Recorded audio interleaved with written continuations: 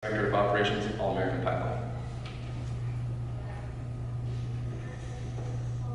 Good afternoon, I'm Rick McMichael, Senior Director of Operations with Plains All-American Pipeline. We've had another good day of progress. There were approximately 17 vessels on the water this morning.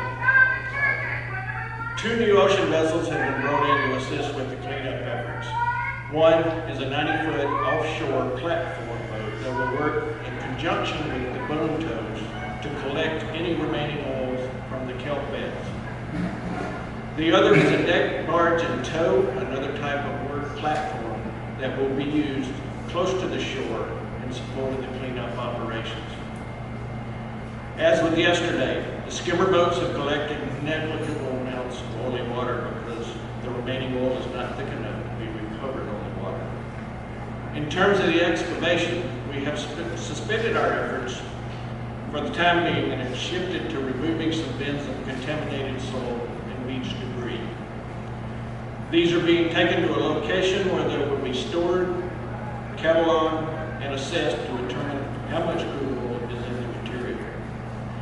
In terms of the release site, we are continuing to remove oil from the pipeline and are taking deliberate steps to ensure we capture all of the oil. As of this morning, we have removed 370 barrels of oil, 15,540 gallons of oil from the pipeline.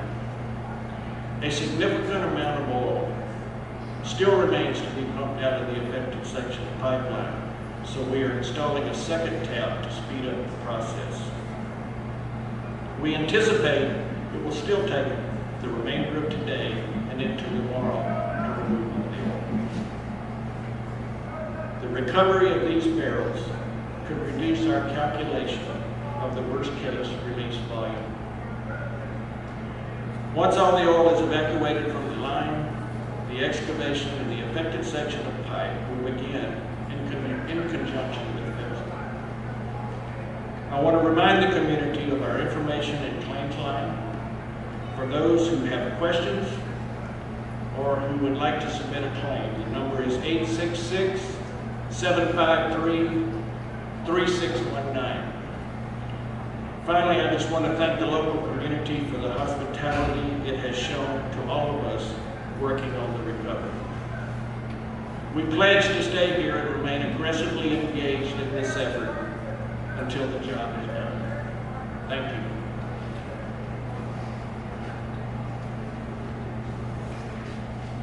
It's now my pleasure to introduce Mr. Patrick Hodgins, Senior Director of Safety Security. Good afternoon, everyone, and thank you again for being here. Before I get into the details, I want to talk about the significance of this weekend. As we enter the Memorial Day weekend, I want to take a moment to recognize the men and women in blue who are standing alongside of us and leading the response effort. The Coast Guard, along with all other members of the armed services, as well as all their families, make incredible sacrifices every day. I know I have 2 sons who serve in the military with numerous children. This group has been here all week, giving up their weekend, which is very special to them and their families. And we regret that this incident has pulled you away. We thank their families. We also recognize this Memorial Weekend is a time for the residents of California and visitors to gather on the beaches with their families. And again, we want to apologize for any changes in your plans this incident has caused, and we hope that everyone enjoys the weekend along with us. So turning to the incident, I would like to clarify a couple of points about the pipeline. First, I want to talk about the types of valves on the pipeline. The pipeline is equipped with 1 check valve and 3 remotely controlled valves in this particular system. The check valve is one that automatically closes if oil will ever begin to reverse flow in the pipeline. The remotely controlled valves are operated by our Midland Control Center via a supervisory control and data acquisition SCADA system. The SCADA system monitors the pipeline and provides real-time feedback to our operators. Our SCADA system is programmed to automatically shut down pumps, not valves. So keep in mind, pumps are what move the flow of oil throughout the pipeline.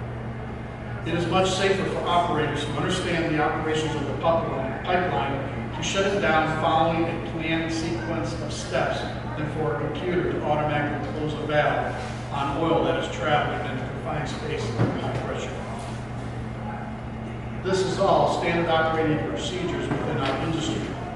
Our system operates no differently than any other liquid pipeline system within the industry across the United States. All aspects of the pipeline's condition and its operations at the time of the release are fully under review and will be subject to the investigation into the cause of the release. The investigation will be conducted in line with federal guidelines and in conjunction with federal investigators. And all of this data will be made public at the conclusion of the investigation. Secondly, about the inspections we have conducted on the pipeline itself. We inspect our pipelines on a regular schedule and document these inspections as required. We also run tools throughout the pipeline that essentially takes a sonogram of the walls of the pipe, measuring the thickness. This type of inspection is normally part of our integrity management program that has been designed along federal guidelines and is regularly reviewed by PHMSA in the form of inspections. These inspections return a great deal of data that require months to return to actionable findings. Finally,